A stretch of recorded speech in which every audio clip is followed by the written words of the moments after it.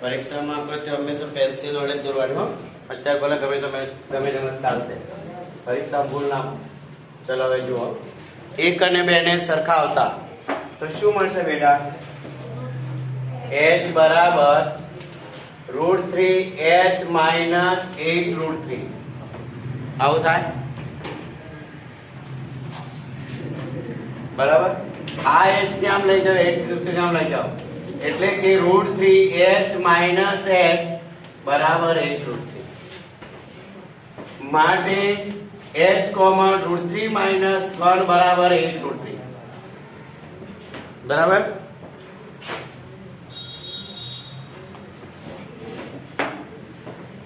માટે h બરાબર 8 √3 છેદમાં √3 માઇનસ 1.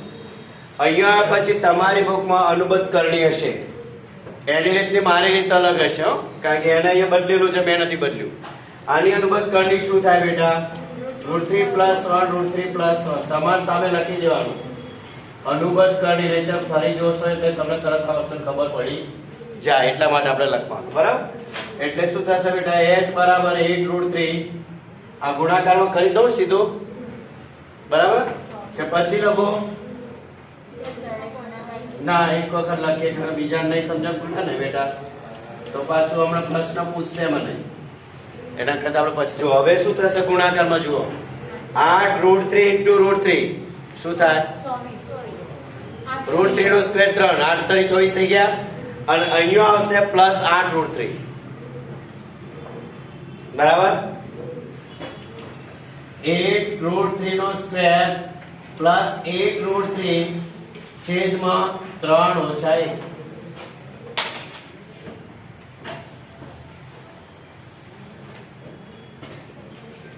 શું રહેશે બોલો? માટે h બરાબર 24. કેવી જાય ખબર પડે ભાઈ? સમીર પછી લો. 24 કેવી જાય ખબર પડી? √3 નો સ્ક્વેર 3. આના પછીનું સ્ટેપ અહીંયા લખું છું, +8 √3 છેદમાં 2. આ બંનેમાંથી કોમન શું નીકળશે? શું વધશે?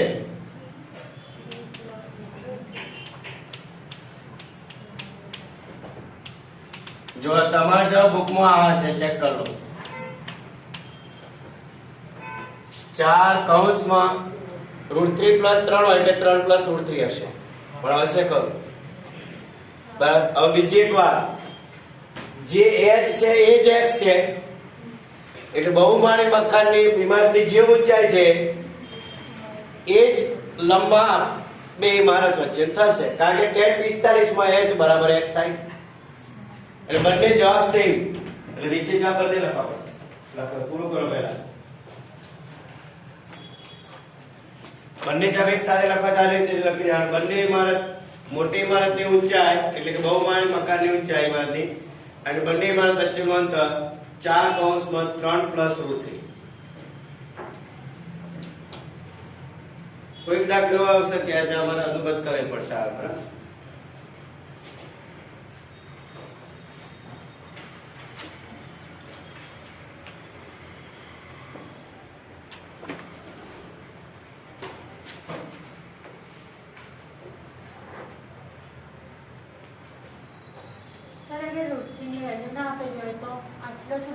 બસ તમારે છે ને આ વર્ષે આ જે બુક છે ને એમાં √3 કિંમતો કોઈ જગ્યાએ મૂકી દો.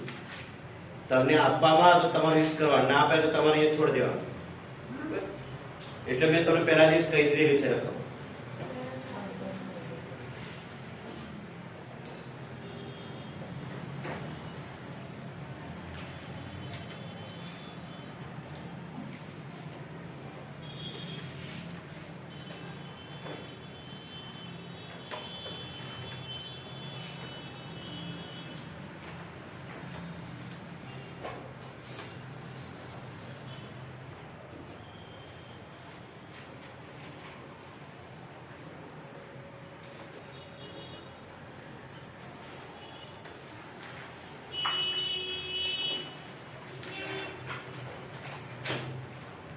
થઈ ગયો તો 12મો દાખલો જોજો. 7 મીટર ઊંચી ઇમારત પરથી કેબલ ટાવરની ટોચનો ઉચ્ચેક કોણ 60 અંશ છે. 7 મીટર ઊંચી ઇમારત પર તમે ઊભા છો અને કેબલ ટાવરની ટોચનો ઉચ્ચેક કોણ 60 અને ટાવરના તળિયાનો અવક્ષેપ કોણ 45 છે. એટલે હવે તમારી પાસે જે ટાવર છે મોટું છે અને ઇમારત છે નાની છે. એટલે હવે તમારે અહીંયાથી આકૃતિ બનશે આ ટાઈપ. અહીંથી આમ જવાનું, અહીંથી આમ નીચે આવવાનું. એવી રીતે છે. પહેલું પણ પહેલા જે છે એક બીજું તમને કહી દો. નવમો જોઈ લો. એક ટાવરના તળિયાથી ઇમારતની ટોચના ઉચ્ચેક કોણ માપ કેટલું આપેલું છે?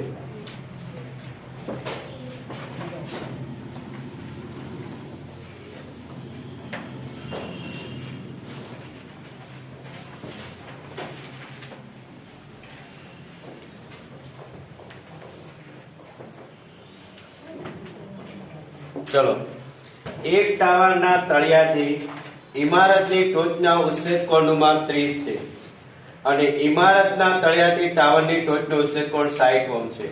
ટાવરની ઊંચાઈ 50 મીટર છે.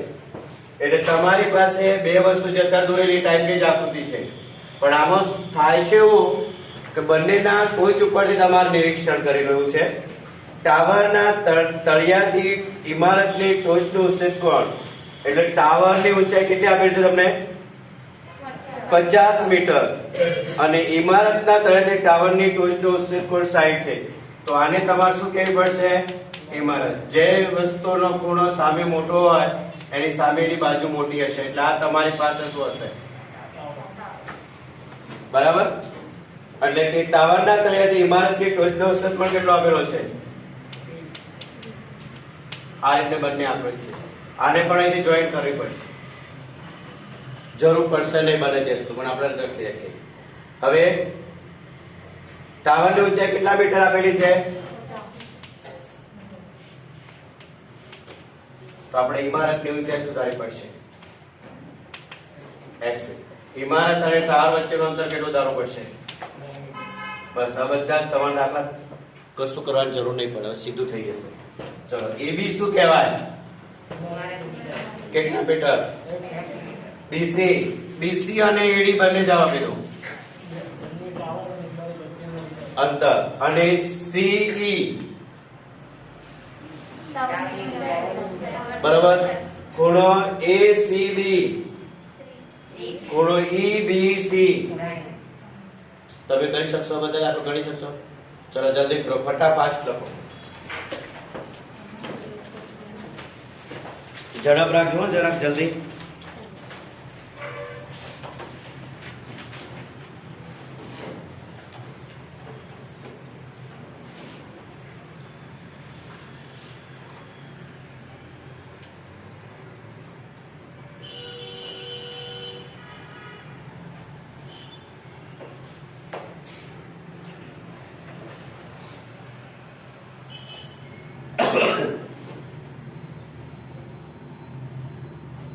તમને 11મો કરવા આપ્યો તો ને મેં, અને બીજો કયો આપ્યો તો?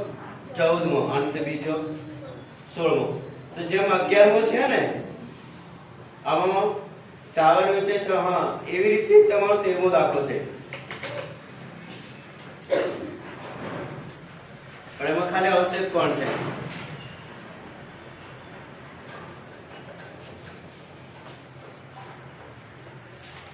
તમે બોલતા રહેજો તો પણ ખબર પડશે. બધું લખાણ થઈ ગયો? ચલો, પહેલા કયા ત્રિકોણનો ઉપયોગ કરો તમે? હા, ત્રિકોણ ABC આવશે. એટલે કે ખૂણો ACB 30 અંશ માટેની વાત થાય તમારી. તમે આ બાજુના ત્રિકોણની વાત કરી રહ્યા છો. 10 30 AB ભાગ્યા 30 ની વેલ્યુ ફલકના જ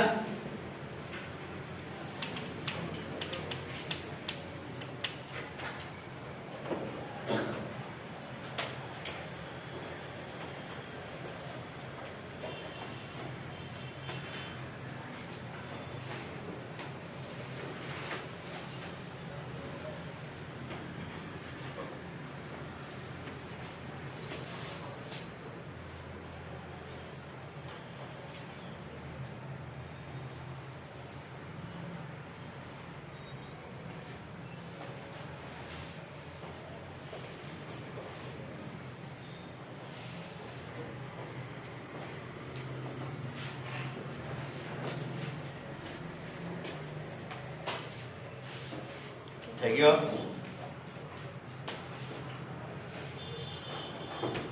મિક્સ ગણાઈ ગયો. તો બસ બેસ્યો કરે શાંતિથી એસ કરસ તો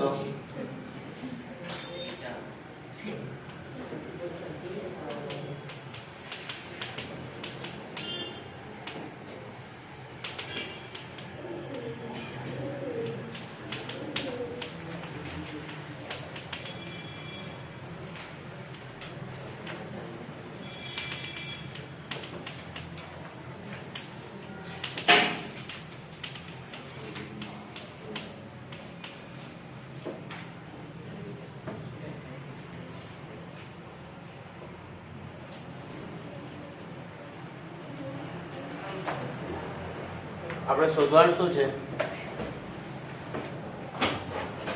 નાના ઇમારતની ઊંચાઈ શોધવાનું છે ને. ચલો આમાં મેં y બરાબર √3x લખ્યા, આમાં y બરાબર 50 upon √3 છે. બંનેને સરખાઈ દો એટલે જવાબ આવી જશે. અને જવાબ આવી જાય તો મને કહો. y તો આવી ગયો એટલે બે એ કિંમત પછી તમારે મૂકવી પડશે y ની ત્યાંથી અહીંયા. એટલે બે ઇમારતો વચ્ચેનું અંતર પણ મળી જશે. એટલે બેનો ઉપયોગ એકમાં કરી નાખો અને બંનેની સરખામણી કરશો એટલે ઇમારતની ઊંચાઈ આવી જશે.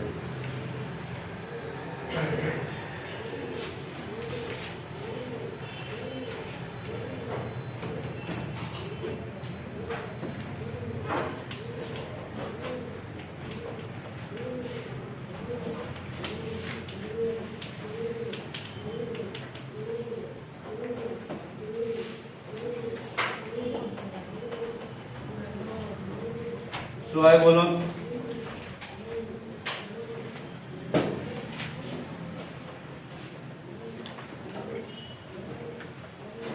એક અને બે સરખાવ્યા તો શું કરો છો? જો 50/3 હા 50/3 AB હા √3x બરાબર 50 upon √3 માટે x બરાબર 50 upon 3 અપૂર્ણાંકમાં લખવા થઈ જશે. 16 તરી 48 16 પૂર્ણાંક 2/3 થાય. જો તમારે લખવું હોય અને બંનેમાં ટાવર અને ઇમારત વચ્ચેનું અંતર પણ આવી ગયું.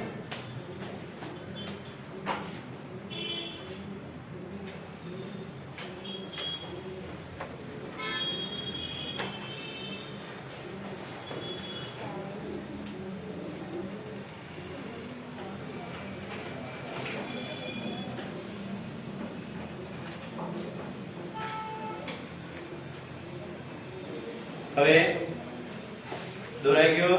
સાતમું ઉદાહરણ ચેક કરો. નદી પર રહેલા પુલના એક બિંદુથી નદીના બંને કિનારાના અવશેષ કોણના માપ અનુક્રમે 30° અને 45° માલુમ પડે છે. નદી પરના પુલના એક બિંદુથી નદી પરના કિનારાના અવશેષ કોણના માપ. તમે કોઈ જગ્યાએ નદીના પુલ ઉપર ઊભા છો અને બે બાજુના જે કિનારા છે એના અવશેષ કોણના માપ તમે માપી રહ્યા છો તો ઊંચાઈ શોધવાની કીધેલી હશે કદાચ અને નદીની પહોળાઈ હશે. આ રીતે તમે અહીંયા પુલ છે એવું માની લેવાનું. અહીંયા તમે ઊભા છો, અહીંયા નીચે પાણી હશે બરોબર છે. અહીંયા પ્લાસ્ટર કરેલો છે અને અહીંયા રોડ જાય બરોબર. આજુ બાંધવામાં ના આજુબાજુ પુલ થાય જ નહીં. અહીંયા બધી માટી હશે બરાબર. ના જોઈએ તો પુલ જોઈએ તો જોઈ આવો, ચેક કરી.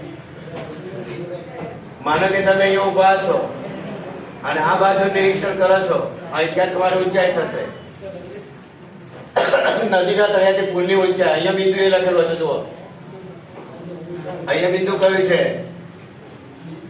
અહીંથી તમે આમ જતું રહેવાનું. અહીંથી અમે બિંદુ બી લખવાનું, બિંદુ સી લખી દો. અહીંયાથી કરશો તો બી ચાલશે. ગમે તેમ કરી દે, દાખલો ગણવાનો જ છે. આ ખૂણો કેટલા અંશો છે બોલો? કોઈ પણ એક બાજુ અવશેષ કોણ 30 તો 30 થઈ ગયા. અહીંયા બિંદુ. ચલો આ બાજુ ખૂણો કેટલાનો છે? તો આ કેટલો થઈ ગયો? અહીંયા બિંદુ કયો હશે? આ દાખલો ગણી ગણો. શું શોધવાનું છે બોલો? હા નદીની પહોળાઈ ઊંચાઈ આપેલી છે. કેટલી? આ 3 મીટરની ઊંચાઈ પુલ છે બસ. તો તમારે કામ કરવાનું, આ બાજુ ડિસ્ટન્સ પહેલા શોધો અને x મીટર કહી દો, અને આ બાજુ ડિસ્ટન્સ શોધો એને શું કહેવાનું, પછી બંનેનો શું કરી દેવાનું, એટલે તમારો જવાબ આવી જશે. બસ સાદો અને સિમ્પલ દાખલો છે. પછી આનાથી અલગ દાખલો આવશે બે, કે બે બાજુ બે સ્તંભ સરખા છે અને બંને સ્તંભની વચ્ચેના કોઈક બિંદુએથી, મધ્યમાં બિંદુ છે એવું દાખલો નથી, વચ્ચે કોઈક બિંદુ દેવો છે. આ થઈ જશે ને બધાને? 10:30 બધું લખવાનું. એડી પુલ થી નદી વચ્ચેનું અંતર જે હોય તે તમારે જે અંદર આપેલું હોય તે. પછી ખૂણો ABD 30, ACD 45, BD બરાબર પુલના તમે જ્યાં ઉભા છો એની ઊંચાઈથી બે બિંદુ વચ્ચેનું અંતર, એક મિનાર બાજુનું અંતર, અને ઊંચાઈથી મિનારના કિનારાના બીજી બાજુથી અંતર પુલથી, તમે જ્યાં આગળ ઉભા છો ત્યાંથી. બરાબર? આ બંને કિનારા છે તમારા, અને આ ડિસ્ટન્સ હોય એટલે નદીની પહોળાઈ તમને મળી જશે. કરાવ કે થઈ જશે? તો હું તમારે છે ને એક્ઝામ્પલ જેવું ચોપડીમાં છે હું કરાવી દઉં એટલે મારે કામ પતે. હવે સાંભળો. 10મો, 80 મીટર પહોળા માર્ગની બંને બાજુએ સમાન ઊંચાઈના બે સ્તંભ છે, જે મેં હમણાં વાત કરી. જુઓ, આ બે સ્તંભ છે અને બંને સ્તંભની ઊંચાઈ સેમ છે, તો બંને સ્તંભની ઊંચાઈ શું લઈ લઈશું આપણે? આ સ્તંભ A અને આ સ્તંભ 2, બંનેની ઊંચાઈ સેમ. આ બંનેને જોડતો રેખાખંડ છે. બંને સ્તંભ વચ્ચેનું અંતર ના અમારે નથી ધારવું અત્યારે, ગમે તેટલું હોય પછી કહીશ તમને. હવે તમે કોઈક બિંદુ પાસેથી બંને સ્તંભની ટોચના ઉચ્છેદ કોણ તમને આપી દીધેલા છે. એવું નથી કે તમે મધ્યમાં જ છો એવું.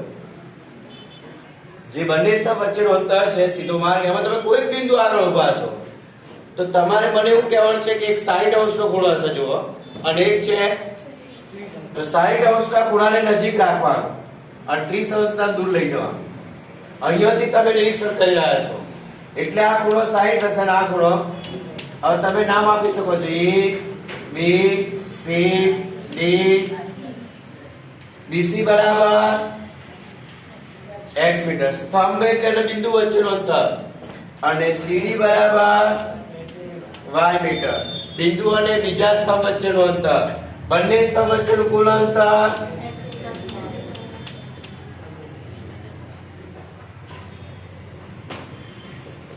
તમે આખું ધારીને પછી બાદ પણ કરી શકો, પણ એવો ધંધો શું કરે કરી આપો, સરવાળો થવું ના કરી દે. બોલો હવે તમે ગણી દો, અત્યારે ગણશો કોણ ગણીને પહેલા જોઈએ. આવું લખવાનું, AB બરાબર D બરાબર બંને સ્તંભોની ઊંચાઈ h મીટર.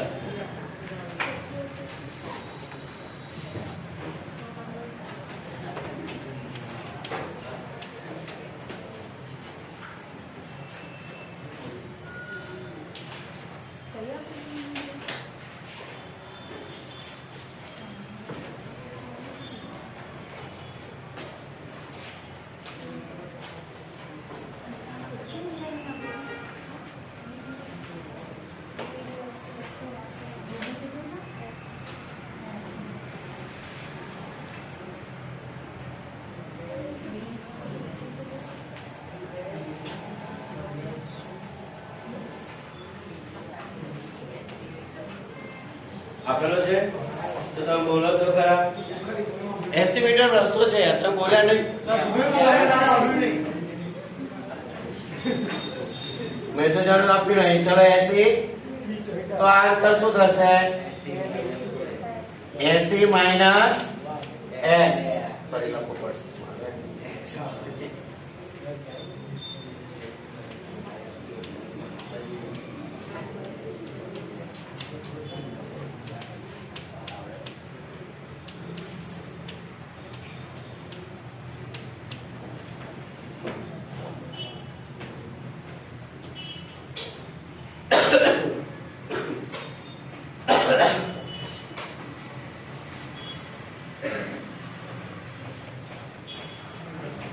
चलो चालू करो.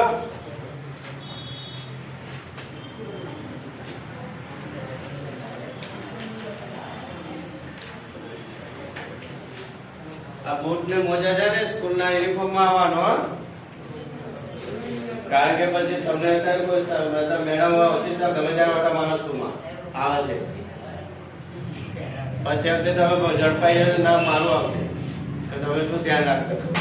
એક જ કે હું તો ભણવાનું ધ્યાન રાખો, બીજું કઈ નતું રાખો. તમારે તો કેવું પડે ને, ધ્યાન આપો તમે બધા. ઘરે જઈને પતંગ ઉડાડો. સુવારો ઘેરથી કરવાનો અહીંયાની બી કોપી મારો પડતી આવો. એ દાખલો કણ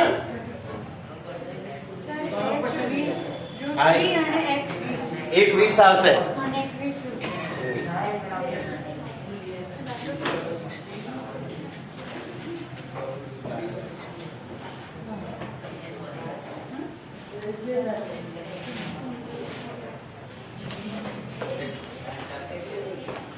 અત્યારે બે હજાર ત્યાં તું જોડું છું.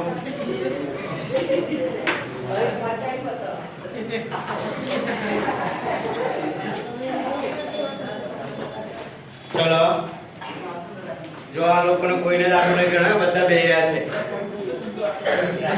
બધું લખ્યું બંનેની ઊંચાઈ સમાન. હવે જો ઉદાહરણ 5 પ્રમાણે તમારે કયું ટ્રાય કરવાની કહી દો. ઉદાહરણ 5 પ્રમાણે તમે 13મા દાખલો ટ્રાય કરી શકશો. કયા દાખલાનો?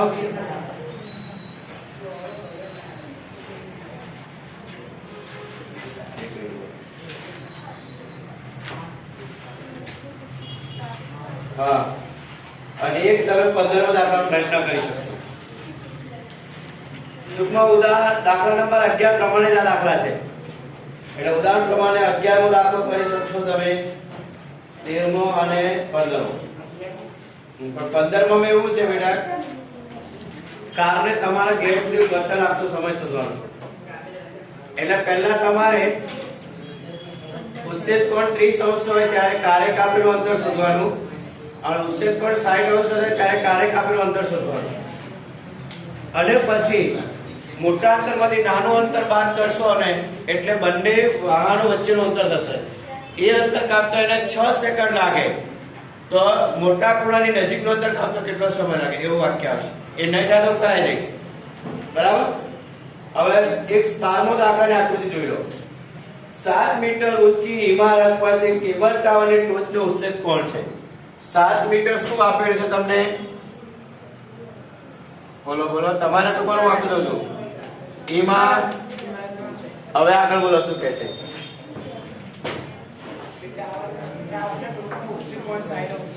ટોચ પરથી જોવા જાય, ઇમારતની ટોચ પરથી જોવા છે ને. હા, ટાવરની ટોચનો ઉચ્ચેદ કોણ? 60 અંશનો. ચલો પછી આગળ. એટલે અહીંયા 45 લખવા પડશે. આ કિરણને લંબાવી દેવાનું.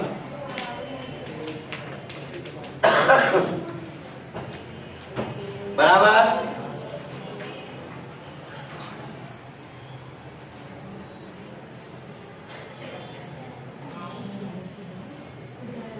એ બી શું હશે? કેટલી ઊંચાઈ છે? ચલો તો સીડી પર કેટલા મીટર થશે? એબી બરાબર સીડી બરાબર ઇમારતની ઊંચાઈ 7 મીટર. ચલો બીસી શું થશે? બીસી બરાબર ઈડી ઇમારત અને ટાવર વચ્ચેનું આપેલું છે તો ધારી લો y મીટર. તો આ ડિસ્ટન્સ પર y મીટર થઈ ગયો. ચલો હવે ટાવરની ઊંચાઈ ધારી લઈએ. કેટલે ધારીશું? h metre. ટાવરની ઊંચાઈ કઈ થશે? હા બરાબર. માટે ઈડી કેટલા મળશે મને?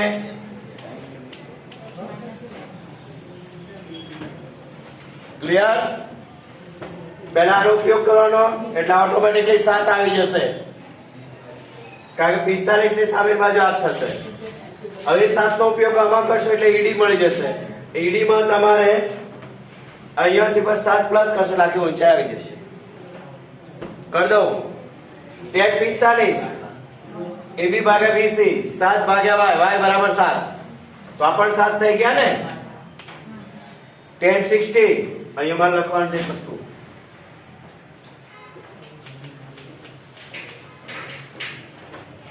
tan 60 ED ભાગ્યા DA.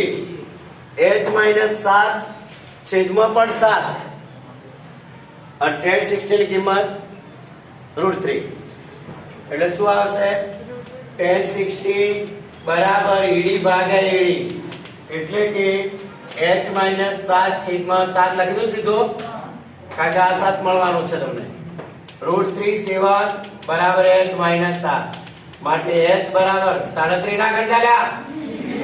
હા ભરી દેવા છો. h બરાબર 7, √3 + 1 જોઈ લો જવાબ છે તમારો. ચેક કરો જવાબ પીછે.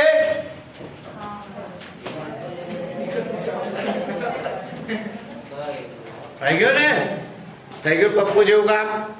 એક જ દાખલો કદાચ મારા કરવાનો રહેશે છેલ્લેથી ઉપરનો, કારણ કે એમાં તમે મેં વાહન વચ્ચેનો જો તમને કહી દઉં છું. ઉદાહરણ 5 જે છે ને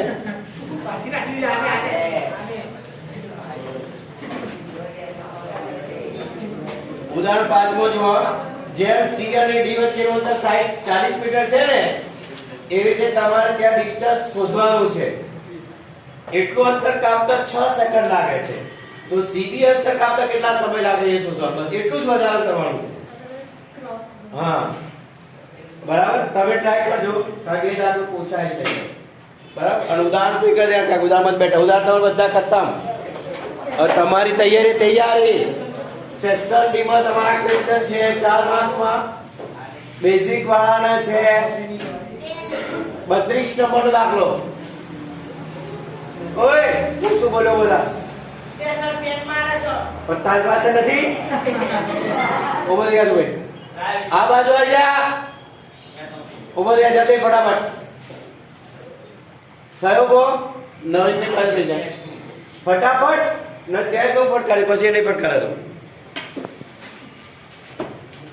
બોલો. હવે કઈ પૂછવું છે તમારે? MCQ કરવાની જરૂર આમાં તમારે MCQ છે જ નહીં, પણ 26 થાય ને આ ભગવાન જાણો તો બસ માર્ક વધી જાય.